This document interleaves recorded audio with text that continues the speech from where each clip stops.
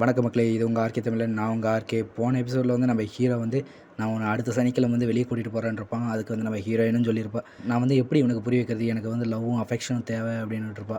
சரி வாங்க இந்த எபிசோடில் என்ன நடந்துச்சுன்னு சொல்லிட்டு பார்ப்போம். அப்போ தான் நம்ம ஹீரோ மனசில் நினச்சிட்டு இருப்பாப்புல, எதுக்காக நான் ஊமையாக இருந்துட்டேன்னு இவன் கேட்குறான். ஆனால் வந்து இதை நான் எப்படி அவன்கிட்ட சொல்கிறது? ஏன்னா வந்து ஒரு 10 வருஷத்துக்கு முன்னாடி ஒரு கிழவன் வந்து என்கிட்ட வந்து ஒரு புக்கை கொடுத்து, இந்த புக்கை நீ ப்ராக்டிஸ் பண்ண இந்த உலகத்துலேயே நீ பவர்ஃபுல்லான ஆளாக மாறலாம் அப்படின்னு சொல்லியிருப்பான். ஆனால் இதை யார் நம்ப போகிறா? ஆனால் அதுக்காக வந்து நான் வந்து கொடுக்க வேண்டிய ஒரு விலையும் இருந்துச்சு. அதுக்கு நான் 10 வருஷம் வந்து பேசாமல் இருக்கேன். அப்போ தான் என் உடம்புல வந்து மேஜிக் பவர் வந்து ஃபுல்லாக வந்து ஸ்டோர் ஆகும் அப்படின்னு சொன்னான். அப்போ தான் நம்ம ஹீரோயின் வந்து வாய் திறந்து பேச ஆரம்பிப்பான். நான் உன்கிட்ட போய் சொல்ல, நான் உன்னை ஏமாற்றவும் இல்லை அப்படின்பான். இதை கேட்டவுடனே நம்ம ஹீரோயினி சொல்லுவா, நீ எதுவும் என்கிட்ட சொல்ல தேவையில்ல. ஆமாம், முதல்ல நீ எதுக்கு என்னை கல்யாணம் பண்ணுறதுக்கு ஒத்துக்கிட்ட அப்படின்னு கேட்பான். அப்போ உனக்கு ஞாபகம் இல்லையா அன்றைக்கி என்ன நடந்துச்சுன்னு அப்படின்னு சொல்லி நம்ம ஹீரோ கேட்பான். அதுக்கு தான் அவ்வளோ சொல்லுவேன், அன்றைக்கி என்ன நடந்துச்சு அப்படின்னு சொல்லிட்டு. பார்க்குறப்ப தான் நம்ம ஹீரோ வந்து காலேஜில் இருக்கிறப்ப எல்லோரும் வந்து பேச முடியாதுன்ற ஒரே காரணத்துக்கோசரம் கேவலப்படுத்திட்டும் அசிங்கப்படுத்திட்டு வந்திருப்பாங்க. அப்போ நம்ம ஹீரோயினை தான் உள்ளே புந்து, என்ன வீக்கான பர்சனாக உங்களுக்கு என்ன அவ்வளோ விளக்கரமாக போச்சா அப்படின்னு சொல்லிட்டு அவனுக்காக குரல் கொடுத்துருப்பான். இதை பார்த்த உடனே தான் நம்ம ஹீரோயினும், ஓ ஆமாம் இப்போ தான் எனக்கு ஞாபகம் வருது அப்படின்னு சொல்லிட்டு ஞாபகப்படுத்தி பார்த்துருப்பா. நம்ம ஹீரோ சொல்லுவான், அப்படி காலேஜ் முடிஞ்சோடனே ஃபஸ்ட்டாக என்கிட்ட என்னை கல்யாணம் பண்ணிக்கிறியான்னு கேட்குறப்ப வந்து என்னால் வந்து நோ சொல்ல முடியல. ஏன்னா எனக்கு உண்மையிலுமே உனக்கு பிடிச்சிருந்துச்சி. இருந்தாலும் நீ வந்து என்னை ஜஸ்ட் ஒரு எக்ஸ்கியூஸாக தான் யூஸ் பண்ணிக்கிறேன்னு தெரிஞ்சும் நான் உன்னை ஓகே சொன்னேன். நீ அதை நினச்சி இப்போ வந்து வருத்தப்படுறியா அப்படின்னு சொல்லி நம்ம ஹீரோயின் கேட்பா. நான் ஏன் வருத்தப்படும், ஏன்னா எனக்கு தான் உன்னை பிடிக்குமே, உன்னை மட்டும் இல்லை உன் குடும்பத்தையும் எனக்கு பிடிக்கும் அப்படின்னு நம்ம ஹீரோ சொல்லிவிட்டு அப்படியே திரும்பி பார்ப்பான். இதை கேட்டோடனே நம்ம ஹீரோயின் வந்து உடனே வெக்கத்தில் அப்படியே தலை குடிச்சு, இதை எதுக்கு இவன் வந்து வாயால் சொல்ல வேண்டியது இருக்குது, ஜஸ்ட்டு வந்து இவன் மனசுக்குள்ளே வச்சுட்டா போதாதா அப்படின்ட்டு இருப்பாங்க. அடுத்தது தான் நம்ம ஹீரோவும் ஹீரோயின் 2 பேரும் ஏதோ பேசுவாங்க. பார்த்தா 2 பேருமே எதுவும் பேசாமல் அப்படியே உட்காந்துருப்பாங்க. அப்புறம் தான் நம்ம ஹீரோ சொல்லுவார், நாளைக்கு வந்து நான் ஒரு கிளினிக்கை ஓப்பன் பண்ண போகிறேன், நீயும் மறக்காமல் வரணும் அப்படின்பா. என்னது நாளைக்கா? உயிரை காப்பாற்றுறதுன்றது அவ்வளோ சுலபமான விஷயம் கிடையாது. நீ வந்து ஒரு நிமிஷம் இதை யோசித்து முடிவு பண்ணு அப்படின்பா.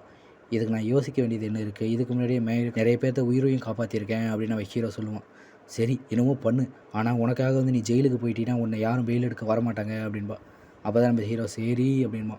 இதை கேட்டோடனே நம்ம ஹீரோ, இவனுக்கு ஏன் புரியவே மாட்டேங்குது, நான் இவனை நினச்சி கவலைப்படுறேன் அப்படின்னு இருப்பான். அடுத்த நாள்லேயே வந்து நம்ம ஹீரோவும் கிளினிக் எல்லாத்தையும் ஓப்பன் பண்ணிகிட்டு இருக்கான். கிளினிக் ஓப்பன் பண்ணுறப்ப தான் அந்த இடத்துல எல்லோரும் உள்ளே வந்துட்டு இருக்காங்க. உள்ளே வரப்போ அந்த இடத்துல அந்த ஆன்ட்டி வந்துட்டு இருப்பா. இவன் எப்போ டாக்டர் ஆனா, இப்படியெல்லாம் மனசுகளை வந்து ஏமாற்றக்கூடாது அப்படின்ற மாதிரி வந்து நம்ம ஹீரோ தான் சொல்லிட்டு இருப்பாங்க. அப்போ தான் நம்ம ஹீரோவோட மாமனார் சொல்லுவாப்பில், என்னோட மருமகன் வந்து நிறைய சீக்ரெட்ஸ் வச்சுருக்கான், அதை வந்து நான் எல்லா நேரமும் கேட்க முடியாது அப்படின்னு சொல்லிட்டு இருப்பான். நீங்களும் அவனை நம்புங்க, ஏன்னா அவன் தான் மேயரோட அப்பாவை காப்பாற்றினான், அதனால தான் மேயர் வந்து கிளினிக் வந்து அவனுக்காக வச்சு கொடுத்துருக்காங்க அப்படின்னு. அப்போ தான் நம்ம ஹீரோனோட ஃப்ரெண்டும் அந்த இடத்துல வந்திருப்பான். வந்த உடனே சொல்லுவான், இந்த கிளினிக்கில் ரொம்ப டேஞ்சரானது, இந்த இடத்துல பார்த்து தான் இருக்கிறோம் நீ அப்படின்மா. கிளினிக்கில் அப்படி என்ன டேஞ்சர் எனக்கு ஒன்றும் தெரியலையே அப்படின்னு சொல்லி நம்ம ஹீரோ சொல்லுவான். அப்போ தான் சொல்லுவான், இந்த இடம் மொத்தமுமே எங்களோட ஆளுங்களோட கட்டுப்பாட்டில் தான் இருக்குது, நீ இந்த இடத்துல கொஞ்சம் ஜாக்கிரதையாக தான் இருக்கணும் அப்படின்போம். அப்போ தான் நம்ம மேயர் வந்து அந்த இடத்துல என்ட்ரி கொடுப்பாரு. மேயர் என்ட்ரி கொடுத்துட்டு, மிஸ்டர் குயின் உங்களோட கிளினிக்கு வந்து என்னை வரவேற்க இருக்கீங்களா அப்படின்னு சொல்லிட்டு கேட்டுவிடுவான்.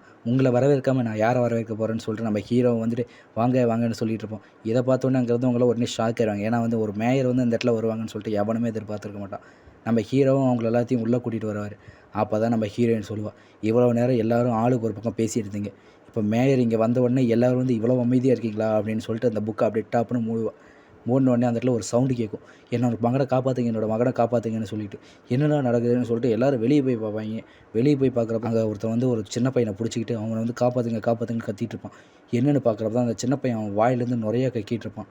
இதை பார்த்தோன்னே நம்ம ஹீரோ, நான் ஒரு டாக்டர் தான் அப்படின்னு சொல்லிட்டு நம்ம ஹீரோ உள்ளே வந்து இவனை நான் காப்பாற்றுறேன் அப்படின்னு சொல்லிட்டு உள்ளே கூட்டு வாங்க அப்படின்பான். அப்போ தான் வந்து அவனும் வந்து எல்லாத்தையும் உள்ளே கூட்டிகிட்டு போவாங்க. உள்ளே கூட்டிகிட்டு போயினவாட்டி என்ன நடக்குதுன்னு பார்க்குறப்ப நம்ம ஹீரோ அந்த பையனோட உடம்புல மேஜிக்கை செலுத்துவாப்புல. செலுத்தின உடனே தான் நம்ம ஹீரோ ஒரு விஷயத்தை கண்டுபிடிப்பாப்புல. அந்த பையனோட உடம்புல வந்து பாய்சன் இருக்குது அப்படின்னு சொல்லிட்டு.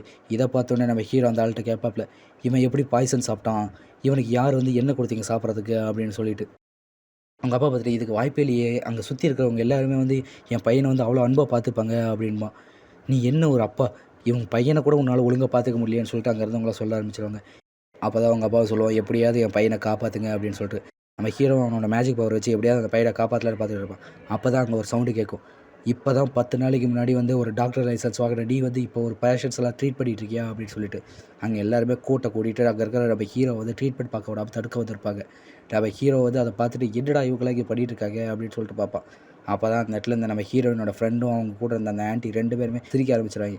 அப்போ தான் நமக்கு தெரிய ஆரம்பிக்குது, இவங்களோட பிளான் தான் இது எல்லாமே அப்படின்னு சொல்லிட்டு. நம்ம ஹீரோயினும் இவன் எப்படி இதை சமாளிக்க போகிறான்னு தெரியலையேன்னு யோசிச்சிருப்பான். அப்போ உன்னால் காப்பாற்ற முடியாதான்னு சொல்லிட்டு அவங்க அப்பாவும் கத்த ஆரம்பிச்சிருவாப்புல. நான் காப்பாற்றணும்னா நீ முதல்ல அமைதியாக இருக்கணும், இவனோட கண்டிஷன் சீரியஸாக இருக்குது அப்படின்னு சொல்லிட்டு நம்ம ஹீரோ சொல்லுவான். அப்போ தான் அந்த பையனை உடனே ரத்தம் வந்து எடுக்க ஆரம்பிச்சிருவான். நீ முதல்ல நகரு அப்படின்னு சொல்லிட்டு நம்ம ஹீரோ சொல்லிட்டு அவனோட மேஜிக் பவர் எல்லாத்தையும் அந்த ஊசியில் வந்து ஃபோக்கஸ் பண்ணி அதை அந்த அக்கு பாயிண்ட் இருக்கிற இடத்துல எல்லாத்தையுமே கரெக்டாக குத்த ஆரம்பிப்பான். நம்ம ஹீரோ அந்த பையனோட உடம்புல நீடில் கொஞ்சம் கொஞ்சமாக குத்த அந்த பையனை வந்து அந்த பையன் வந்து ஃபுல்லாக வாயிலேருந்து எல்லாம் வாந்தி எடுக்க ஆரம்பிச்சிடும். அது அந்த பாய்சனும் ஃபுல்லாக வெளியே வர ஆரம்பிக்குது. அதை பார்த்தோன்னே அப்பா பையனை சொல்லிட்டு 2 பேருமே வந்து கட்டி பிடிச்சிட்டு அழ ஆரம்பிச்சிடுறாங்க. அப்போ தான் நம்ம ஹீரோ சொல்கிறேன், இப்போதைக்கு இவன் வந்து சரியாயிட்டான், நீ இவனை போயிட்டு ஹாஸ்பிட்டலுக்கு கூட கொண்டு போய் செக் பண்ணிக்கோ அப்படின்பா. நீங்கள் தான் என் கடவுள் அப்படின்னு சொல்லிட்டு அந்த அப்பாக்காரனை வந்து கும்பிட ஆரம்பிச்சிருவான். அப்போ தான் கேட்குங்களா, நீங்கள் உண்மையிலுமே டாக்டர் தான், நான் கூட ஏதோ சின்ன டாக்டர் நினச்சேன், நீங்கள் ரொம்ப பெரிய ஆள் தான் அப்படின்ட்டுருப்பான். அப்போ தான் வந்து நம்ம ஹீரோ வந்து கேட்டவரத்துலேயே திட்டிட்டு அந்த இடத்துல வந்து செவுத்தில் குத்திக்கிட்டு இருப்பான் நம்ம ஹீரோயினோட ஃப்ரெண்டு. இவன் எப்படி அந்த பையனை க்யூர் பண்ணான், நான் அந்த பையனுக்கு அவ்வளோ விஷத்தை வந்து கலந்து கொடுத்துருந்தேனே அப்படின்னு விட்டுருப்பான். ஒன்றுத்துக்கும் கவலைப்படாதீங்கன்னு சொல்லிட்டு ஒரு கிழவன் தாடியை நீவிக்கிட்டே சொல்லிகிட்டு இருப்பான், இன்னும் கொஞ்ச நாளைக்கு தான் இதெல்லாம்னு. அடுத்த சீன்லேயே ஒருத்தர் வந்து, நான் இன்றைக்கி ஒரு சூப்பர் டாக்டரை பார்த்துட்டேன், நீ இன்றைக்கி வந்து ப்ரெக்னென்ட் ஆயிடுவே அப்படின்னு சொல்லிட்டு கத்திட்டு ஓடுறான். நம்ம ஹீரோ, இதுக்கு மேலே என்னால் முடியாதுடா, நான் எவ்வளோ டயர்ட் ஆகிட்டேன் அப்படின்னு சொல்லிட்டு இருப்பான். இத்தனை நாளுக்கு இல்லாமல் இன்றைக்கி தான் நான் முதல் முறையாக இவ்வளோ வேலை செஞ்சுருக்கேன் அப்படின்னு சொல்லிட்டு யோசிச்சுட்டு இருக்க போதே அங்கே யாரோ இருக்கிற சவுண்ட் வந்து நம்ம ஹீரோ கேட்டிருப்பான். யாருன்னு பார்க்குறப்ப தான் அந்த இடத்துல ஒரு பொண்ணு வந்து அடிபட்டது மட்டும் இல்லாமல் கையில் கத்தியோடு அதில் ரத்தத்தோடு இருப்பாள். இதை பார்த்து நம்ம ஹீரோ, நீ யார், இங்கே வந்து டாக்டரை தேடியா வந்திருக்க அப்படின்னு சொல்லிட்டு கேட்பான். அப்போ தான் அந்த பொண்ணு வந்து கத்தி எடுத்து நம்ம ஹீரோ வந்து குத்துறதுக்கு போவாள். நம்ம ஹீரோ பார்த்துட்டு, நில்லு நில்லு அப்படின்னு சொல்லிட்டு கத்துவாப்பில். அவள் வந்து நம்ம ஹீரோ பக்கத்தில் வந்த உடனே அங்கேயே அப்படியே கீழே விழுந்துருவாள். நம்ம ஹீரோவும், இதை நான் எப்படி பார்த்துக்கிறது, நான் என்ன ஓவர் ஒர்க்காக பண்ண முடியும் அப்படின்னு சொல்லிட்டு அந்த பொண்ணை வந்து டேரெக்டாக வந்து உள்ளே தூக்கிட்டு போவான். உள்ளே போன உடனே இதை நான் எப்படி குணப்படுத்த போகிறேன், எனக்கு இன்னும் டைம் ஆகும் போல் இருக்கு அப்படின்னு சொல்லிட்டு நம்ம ஹீரோ வந்து நம்ம ஹீரோயினுக்கு ஃபோன் பண்ணி சொல்லுவான். நான் இன்றைக்கி கொஞ்சம் வரத்துக்கு லேட் ஆகும், ஏன்னா இங்கே ஒரு பேஷண்ட் வந்திருக்காங்க அப்படின்னு சொல்லுவான். அப்படியா, எப்போ வருவேன், இன்றைக்கி நைட் வந்துடுவியா அப்படின்னு சொல்லிட்டு நம்ம ஹீரோயின் கேட்பா. என்னை மன்னிச்சு, என்னால் வர முடியாது, இன்றைக்கி நான் கிளினிக்லேயே தூங்கிடுறேன் அப்படின்னு சொல்லுவான். ஹீரோயின் இதை கேட்டுட்டு, கிளினிக்லேயே தூங்குறியா, அப்படியே நீ அங்கேயே தூங்கிடு முட்டா பயலே அப்படின்னு சொல்லிட்டு ஃபோனை கட் பண்ணிடும். அடுத்த டைம் நான் போகும்போது கிஃப்ட்டோட தான் போகணும் போல் இருக்கு அப்படின்னு சொல்லிட்டு நம்ம ஹீரோவை வந்து விட்டுருவான். அடுத்தது தான் நம்ம ஹீரோ வந்து அப்படியே வந்து அந்த பொண்ணை வந்து ட்ரீட் பண்ண ஆரம்பிப்பான். அப்போ தான் அந்த பொண்ணோட கழுத்தில் வந்து ஒரு டாலர் இருக்கிறத நம்ம ஹீரோ பார்ப்பான். அந்த டாலர் என்னடா அப்படின்னு சொல்லிட்டு அந்த ஹீரோ எடுத்து பார்க்குறப்ப தான் அதில் வந்து MI19 எழுதியிருக்கும். இதை பார்த்தோன்னே 19டா, 19னா என்ன, 19 டிவிஷனா, அப்படின்னா இவ யார், இவ எங்கேருந்து வந்திருக்கா அப்படின்னு சொல்லிட்டு நம்ம ஹீரோ வந்து யோசிச்சுட்டு இருப்பான். ஓகே கைஸ், இதோட இந்த சாப்டர் முடியுது. அடுத்து என்ன நடந்துச்சுன்னு சொல்லிட்டு நம்ம நெக்ஸ்ட் சாப்டரில் பார்ப்போம். எல்லோரும் மறக்காமல் சப்ஸ்கிரைப் பண்ணிட்டு போயிருங்க. பாய்.